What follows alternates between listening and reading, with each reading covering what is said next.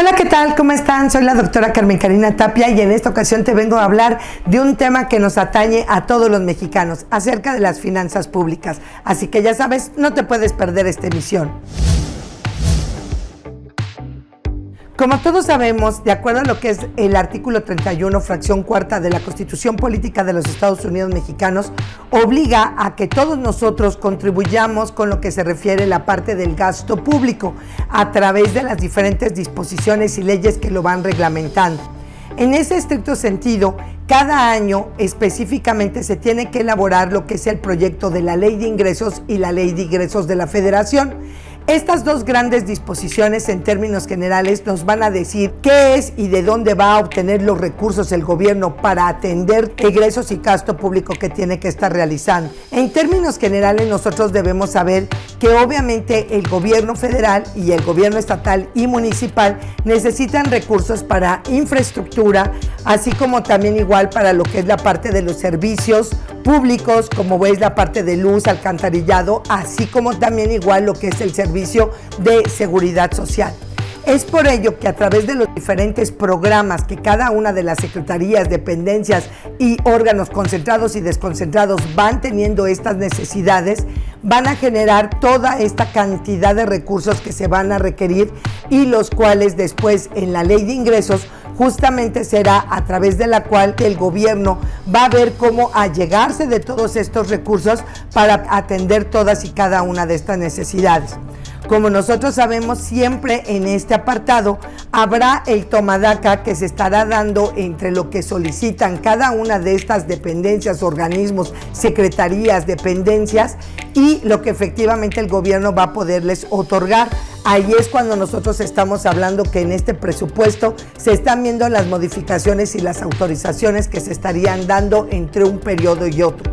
Es por eso que necesitamos nosotros, no solamente en el hecho por ser contadores o en el caso de la gente que se dedica al apartado de finanzas, sino todos como ciudadanos, conocer qué es y cómo se genera esta famosa ley de ingresos y ley de egresos de la Federación. Así que de una u otra forma necesitamos conocer cada uno de estos detalles. Ahora te voy a hablar acerca de esta iniciativa de lo que es la Ley de Ingresos de la Federación. Esta se hace cada ejercicio fiscal.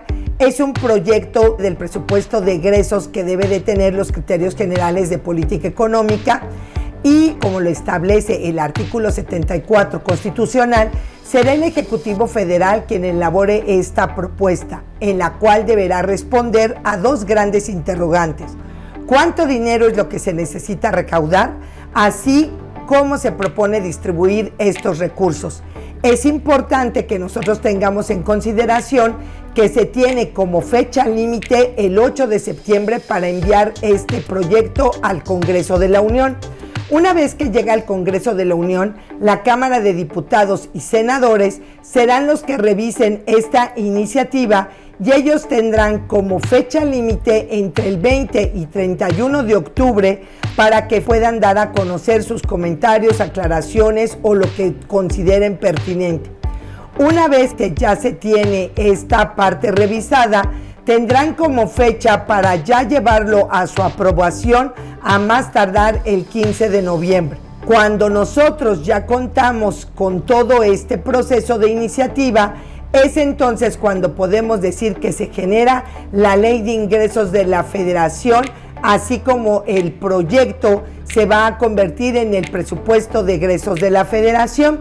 Si nosotros vemos el ejemplo de lo que fue en el caso particular, específicamente el 2023, pues vemos que el importe que se tiene estimado es la cantidad de recursos que se requieren para llevarlo a cabo.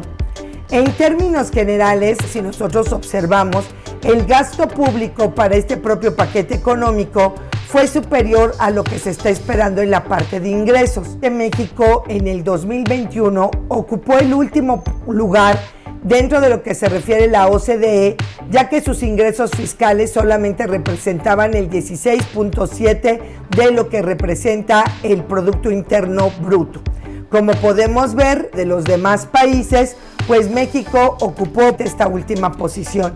¿Y esto en qué repercute para efectos de la Ley de Ingresos y Egresos de la Federación?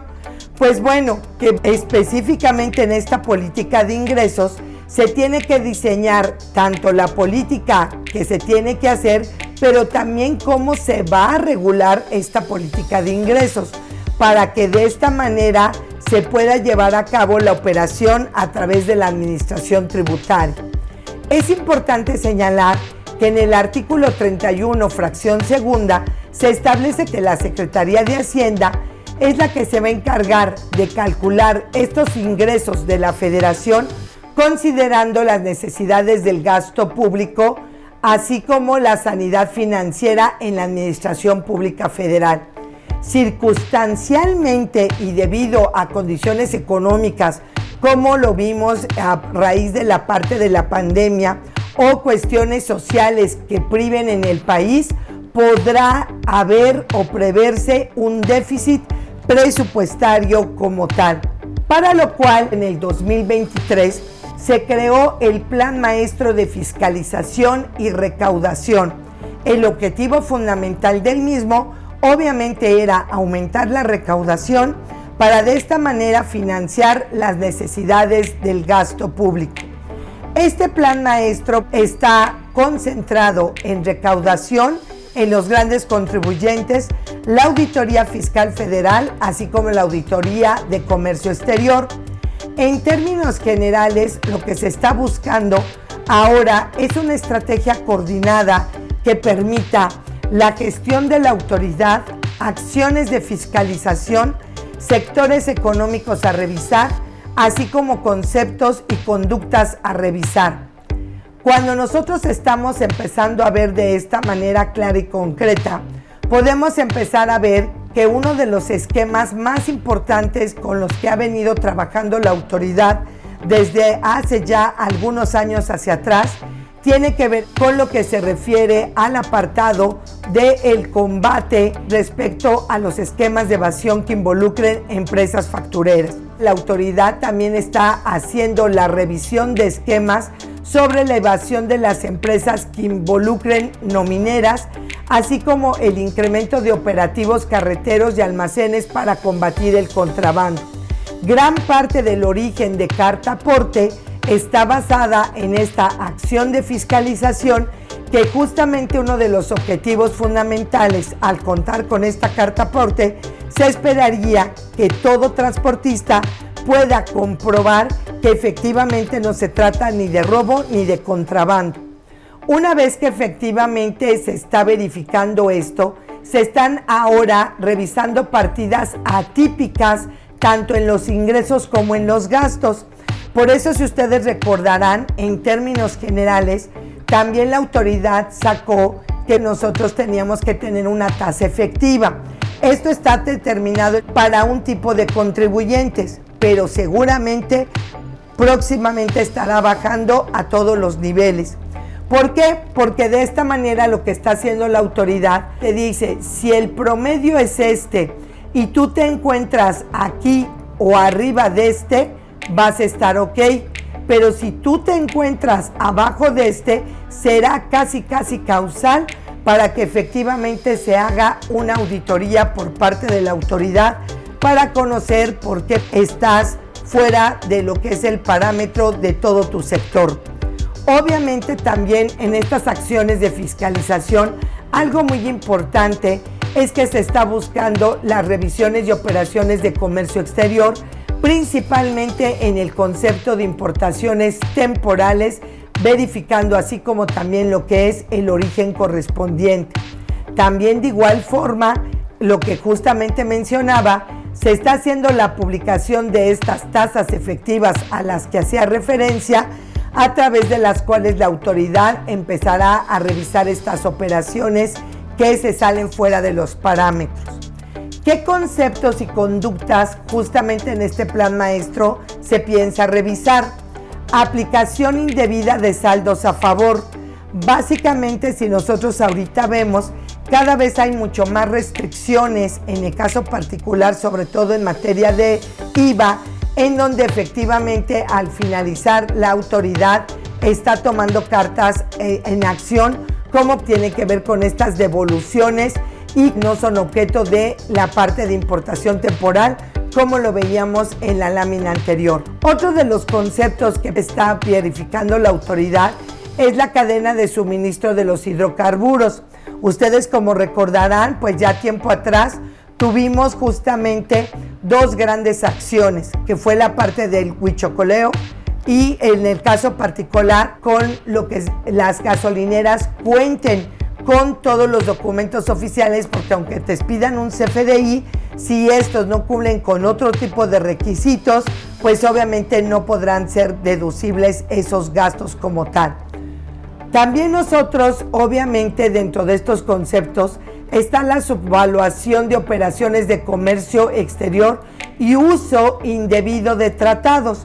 Obviamente esta parte de los impuestos internacionales, que hoy casi podemos considerar que estos tratados internacionales están a la par desde el punto de vista jerárquico con nuestra propia Constitución, nuestra Carta Magna, pues la realidad de las cosas es que muchas empresas han hecho justamente uso indebido de estos tratados para con ello tratar de evitar el pago de los impuestos.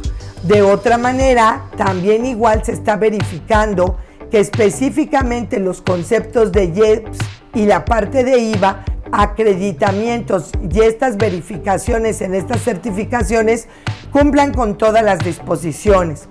Por otro lado, también estará entrando a la parte de pensiones, exentos de nómina y simulación de prestación de servicios especializados, como lo vimos muy fuertemente desde hace ya casi 2 años.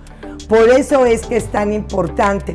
Muchas personas tienen la idea en el concepto de pensiones, que obviamente es algo que la autoridad tiene bastante, pues podemos decirlo así, apapachado.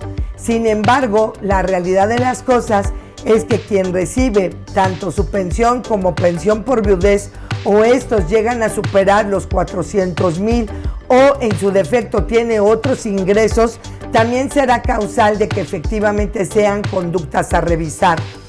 Otra de las cosas muy interesantes que está haciendo la autoridad es la revisión de reestructuras corporativos para efectos fiscales en materia de decisión y fusión. Está entrando muy fuertemente con lo que es este apartado de beneficiario controlador, en donde nos pide conocer a estos socios y accionistas. Desde hace 1 año, todo lo relativo a pérdidas fiscales han sido de los conceptos más susceptibles de revisión por parte de la autoridad, así como también está verificando los regímenes fiscales preferentes para ver si verdaderamente le aplican o no al contribuyente como tal. No podemos dejar de mencionar todo lo relacionado, obviamente, con fideicomisos, pagos al extranjero, así como el financiamiento y capitalización de pasivos y distribución de utilidades. Para ello, de entrada, desde el 2022 aplicado al 2023, solicitó que las personas morales presentaran los 4 estados financieros básicos, a través del cual se logra leer en estos estados financieros distribución de estas utilidades a través de lo que se refiere el estado de flujo de efectivo, así como si hubo capitalización de pasivos a través del estado de situación financiera y el estado de cambios en el capital contable. Como pudimos ver a lo largo de toda esta cápsula, la realidad de las cosas es que este tema es de suma relevancia para todos y cada uno de nosotros como ciudadanos mexicanos. En primer lugar, porque sabremos hacia dónde se van a canalizar los recursos que nosotros contribuimos a través de la parte de los impuestos, pero también, por otro lado, también sabremos cuáles son las estrategias a través de las cuales justamente la autoridad estará llevando a cabo esta recaudación. Nosotros con eso estaríamos cerrando y nos encantará que nos hagas algún comentario acerca de esta información, la cual consideramos que es de sumo interés para todos y cada uno de nosotros. Ya sabes, nos vemos en una siguiente emisión.